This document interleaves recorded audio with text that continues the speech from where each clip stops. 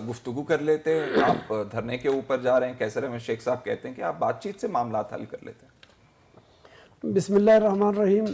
بالکل ہی گزشتہ یہ واقعہ 3 سال سے زیادہ عرصہ گزرا ہے اس کو. تمام سیاسی پارٹیاں خاموش بیٹھی رہیں. انہوں نے سب نے دیکھا کہ یہ اب تک عدالت میں ہی کیس تھا اس کا.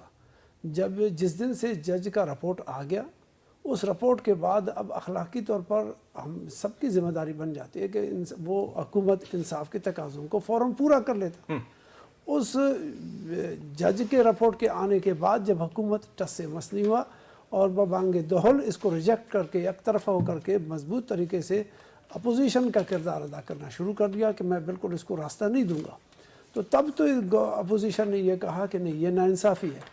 اگر وہ طاہر القادری صاحب کے افراد کی بات اب نہیں ہو رہی ہے, اب ہو رہی ہے پاکستان کے ان مظلوم 10 افراد کی جو شہید ہو گئے, ان 90 افراد کی کہ جو زخمی ہو گئے.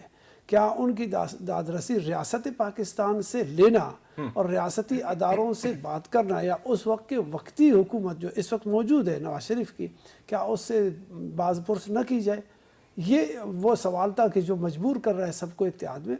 یہ اتحاد کسی اور نے نہیں کرا ہے, یہ اتحاد نواز شریف اور شہباز شریف نے اپنی ہٹ درمی کی وجہ سے یہ تمام دوستوں کو, تمام سیاسی پارٹیوں کو جو بالکل نارتھ ساؤتھ پول پر تھے, یکجا کیا اس ناانصافی کی کہانی پر کہ جو انہوں نے خود شروع کیا ہے. اگر نواز شریف صاحب بقول آپ کے بھی اور پوری قوم کے سامنے اگر انصاف کے راستے میں رکاوٹ نہیں بن جاتے, شہباز شریف نہ بن جاتے اور وہ ان تمام پولیس آفیسران کو نہ بچاتے کہ جن کی بنیاد پر انہوں نے ان کو, یہ اور بات ہے جو پولیس افسران والی